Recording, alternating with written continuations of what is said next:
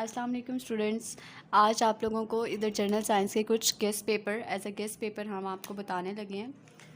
He first chapter introduction and role of science, जिसमें आपने सबसे पहले साइंस की डेफिनेशन बतानी है। साइंस है क्या? बेसिकली साइंस जो है सिस्टमैटिक प्रोसेस है, ऑब्जर्वेशन और एक्सपेरिमेंट की बेस पे हम वर्क को कलेक्ट किया जाता है। इसमें आपके पास साइंस की डेफिनेशन आ सकती है जो कि 2 to 3 मार्क्स की होती है। वो आपने उसमें सिंपल यहाँ से लेके यहाँ तक उसको सॉल्व लिखना है। इसके बाद आपका ग्रीक पीरियड और मुस्लिम पीरियड, जिसमें आपके इधर कुछ डेट्स बताई हैं 3rd to 16th सेंचुरी। और फिर उसके बाद इसमें ग्रेट फ़िलासफ़र्स हैं जो कि आपने उनका नेम मस्ट इसमें ऐड करना है। मुस्लिम पीरियड है, इसके बाद इसमें भी सेम एज इट इज़ आपने डेट बतानी है पहले, और इसके बाद इसमें कुछ कंट्रीब्यूशंस हैं इसकी फ़ील्ड में और वैल्यूएबल कंट्रीब्यूशंस हैं, वो आपने बताने हैं कि क्या क्या कंट्रीब्यूशंस इसमें की हुई हैं और इसके फ़िलासफ़र्स कौन से हैं।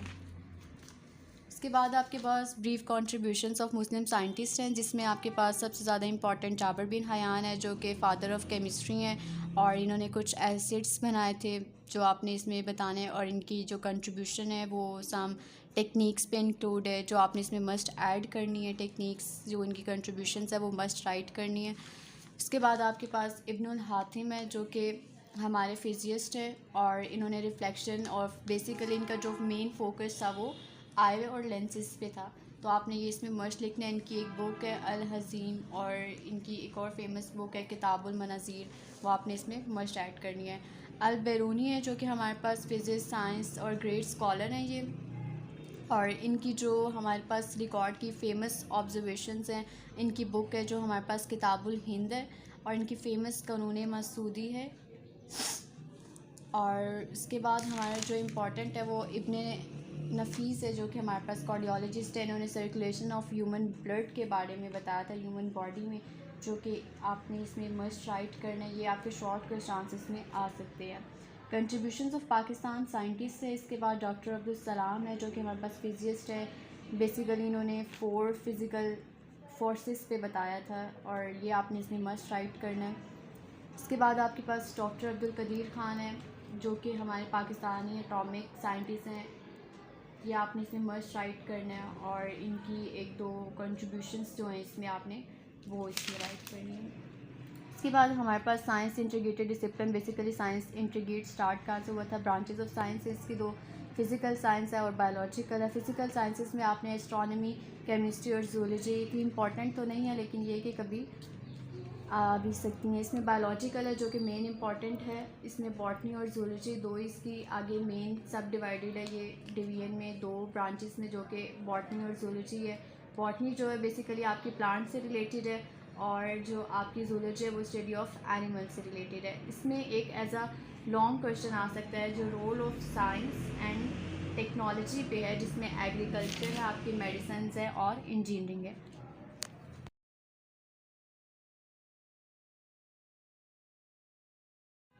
हमारे पास 5th चैप्टर है जो कि ऑर्गेनिजम्स एंड डिजीज़ पे है। ये हमारे गेस्ट पेपर का इंपॉर्टेंट क्वेश्चन फर्स्ट इस चैप्टर में से बैक्टीरियल डिजीज़ है, एज अ शॉर्ट क्वेश्चन है। इसमें ट्यूबरक्लोसिस है जिसको टीबी कहते हैं, जो कि मेन हमारी इफ़ेक्टेड करती है फेफड़ों को, और दूसरी और सिम्टम्स पे भी गुर्दों में भी ये साइड इफ़ेक्ट है और करती है, जिसके हमारे पास यहाँ पे भी कुछ सिम्टम्स दिए हुए। इनमें से आप कुछ कोई से भी इंपॉर्टेंट सिम्टम्स आप देख सकते हैं। इसमें ये कॉज सर्टेन ड्रग्स में कॉज कैंसर कॉज कर देते हैं। वायरसेस जो उनसे डिफरेंट कैंसर्स फाउंड होते हैं उसमें वो कर देते हैं। स्मोकिंग से आपके माउथ और लंग कैंसर डेवलप कर लेती है। उसके बाद सिम्टम्स ऑफ कैंसर हमारे पास है, ये एज अ लॉन्ग क्वेश्चन के लिए हमारे पास इंपॉर्टेंट है। और उसके बाद ट्रीटमेंट ऑफ कैंसर है।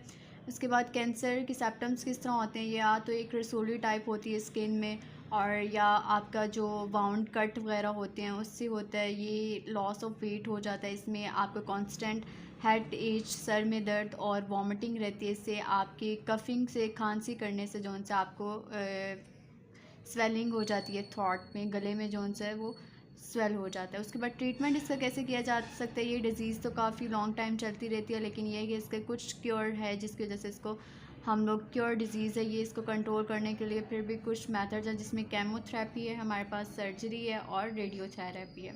केमोथेरेपी जो कि मेडिसिन है और कुछ न्यू टेक्निक्स अगर हमारे पास डिस्कवर हों तो उससे कैंसर को ट्रीट किया जाता है। सर्जरी है जो कि हम कट के ज़रिए से ट्यूमर को रिमूव कर लेते हैं, सर्जरी कर लेते हैं। फिर उसके बाद हमारे पास रेडियोथेरेपी है जो कि हम जिसे शुआएँ भी कहते हैं, स्पेशल रेडिएशंस यूज़ करते हैं ताकि कैंसर सेल्स को किल किया जा सके। उसके बाद मलेरिया है जो कि इम्पॉर्टेंट में ये भी आता है और ये हमारे पास गेस्ट पेपर का एज अ लॉन्ग क्वेश्चन में आता है। ये एक वर्ल्ड वाइड लॉन्ग डिजीज़ है जो कि पूरे वर्ल्ड में है और इसमें ये एक फ़ीमेल मॉस्किटो होता है जो जिसके माउथ स्लाइवा में जो उनसे एक ड्रम होता है जो बाइट करता है, पर्सन की ब्लड लेता है और जो कुछ स्लाइवा जो उनसे ये उसमें पर्सन की बॉडी में लेफ्ट कर देता है जिसकी वजह से ये डिज़ीज़ अकर होती है। इसको रोकने के लिए हमारे पास ये डिज़ीज़ जो सा इसका टाइम है वो थोड़ा सा वीक भी हो सकता है और इससे ज़्यादा भी ये टाइम ले लेती है। और इस डिज़ीज़ को कंट्रोल करने के लिए हमारे पास कुछ प्रिकॉशंस हैं जो कि हम जैसे पानी हमारी जगहों पे ज़्यादातर पॉन्ड्स वगैरह में ज़्यादा टाइम के लिए पानी खड़ा रहता है तो उसको पानी को रिमूव कर देना चाहिए वहाँ से। और फिर उसके बाद रेगुलर स्प्रे वगैरह करना चाहिए हाउसेस में।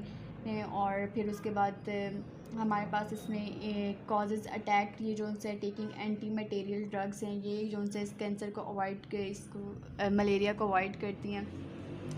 फिर उसके बाद हमारे पास एज अ शॉर्ट में क्वेश्चन रिंग वॉर्म है जो कि ये स्किन डिजीज़ है, फंगस एज अ बैक्टीरिया और फंगस डिसीज़ है। ये हमारी स्किन पे थोड़ा सा फंगस क्रिएट कर देते हैं जो कि हमारे डस्ट की वजह से हमारे और जोन सा है हमारी ईटिंग क्रिएट करती है, हमारी बॉडी में इरिटेशन देती है। बेसिकली ये हमें इसको अवॉइड करने के लिए हमारे पास कुछ चीज़ें हैं जो कि हम ये 3 स्टेप्स हैं जिसकी वजह से इसको अवॉइड कर सकते हैं। बेसिकली ये स्किन डिजीज़ है जो कि फंगस क्रिएट करती है हमारी बॉडी में जिसकी वजह से हमारी पूरी बॉडी जो उनसे बॉडी में इरिटेशन रहती है।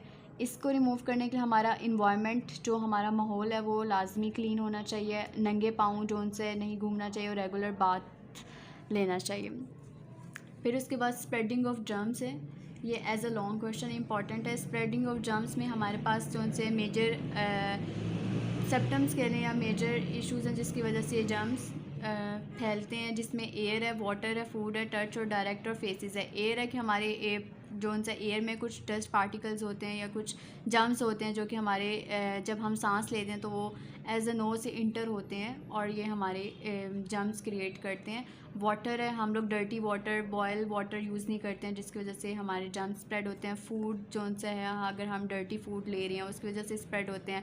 टच और डायरेक्ट कांटेक्ट, किसी चीज़ को टच कर लेना, डायरेक्ट कांटेक्ट सलाम कर लेना, फेसेस टू इंट्रैक्शन करना, ये सारे हमारे उससे जर्म्स जो उनसे फैलते हैं। फिर उसके बाद इन जर्म्स की प्रोटेक्शन कैसे की जा सकती है, इसमें कुछ मेथड्स दिए हुए हैं आपके पास।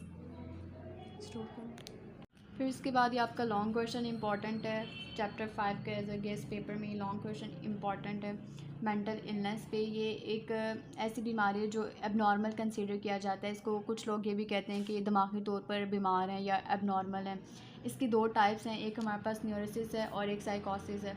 जो न्यूरोसिस है ये पर्सन का जो फंक्शन लेस पर्सन जो होता है वो सोसाइटी में फंक्शन लेस होता है, उसका कोई भी किरदार सोसाइटी में नहीं होता और उसको अपनी सेंस की भी कुछ भी कोई पता नहीं होता कि वो क्या कर रहा है और क्या नहीं कर रहा। ये ज़्यादा इसका बिहेवियर अपने लिए ख़तरनाक तो नहीं होता लेकिन ये है कि इसकी साइकोथेरेपी जो उनसे वो यूज़ करके इस पेशेंट को ठीक किया जाता है और इसके लिए हॉस्पिटलाइज मतलब रहना ज़रूरी नहीं होता।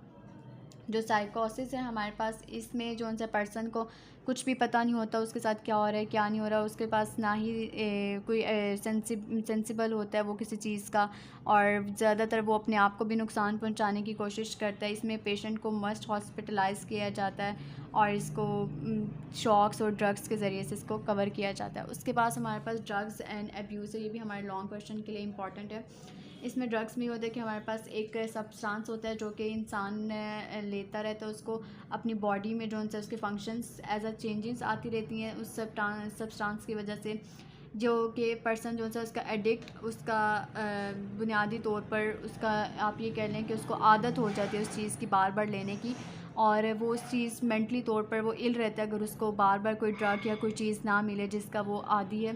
इसलिए उसकी डेली रूटीन भी जो उससे चेंज हो जाती है, वो जब तक इस चीज़ को ले नहीं सकता तब तक कंफर्टेबल फील नहीं करता और ना ही वो अपनी लाइफ में कोई वर्क कर सकता है। इसमें भी कुछ टाइप्स हैं, हीरोइन है, ड्रग्स है, अल्कोहल है और नारकोटिक्स है।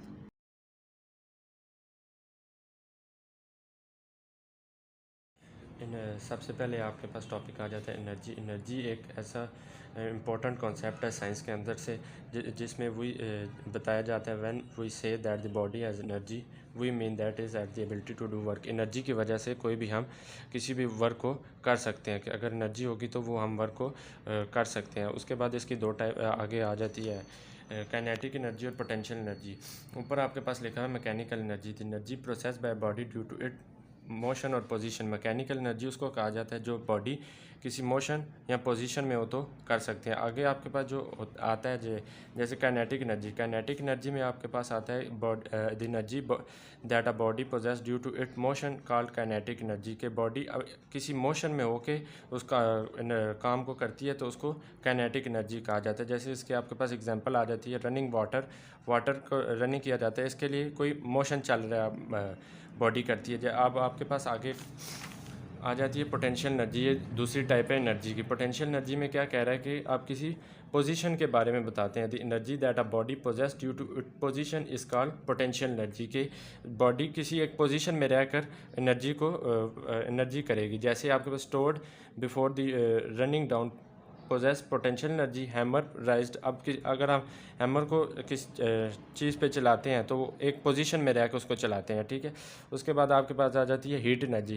हीट एनर्जी भी एक एनर्जी की टाइप है। Heat is the form of energy given out by hot bodies. अब ये हीट एनर्जी किसी बॉडी के अंदर होगी, हीट अगर किसी भी आयरन के अंदर होगी, किसी भी बॉडी के अंदर होगी तो वो एक रेडिएशन की तरह आप निकलना शुरू होगी, वॉल्व होना शुरू होगी। Large amount of heat is obtain by burning fuel. और सबसे ज़्यादा जो हीट ऑब्टेन की जाती है वो कहाँ से की जाती है? बर्निंग ऑफ फ्यूल से। आगे आपके पास थर्ड आ जाती है इलेक्ट्रिकल एनर्जी। इलेक्ट्रिकल एनर्जी भी एक एनर्जी की टाइप है। उसमें बता रहे electric is one of wide use pollution free from the energy. जो ऊपर है वो पोल्यूशन, उनमें से कुछ ना कुछ पोल्यूशन होती है। जो इलेक्ट्रिक एनर्जी है ये पोल्यूशन फ्री एनर्जी है। Electric energy can send through wires easily at any discrete place. के अब इलेक्ट्रिकल एनर्जी किसी भी दूसरी प्लेस में इजीली थ्रू वायर को ट्रांसफ़र कर सकते हैं। We get electrical energy from batteries and electric generator. Electrical energy हम बना सकते हैं बैटरीज़ के थ्रू और इलेक्ट्रिक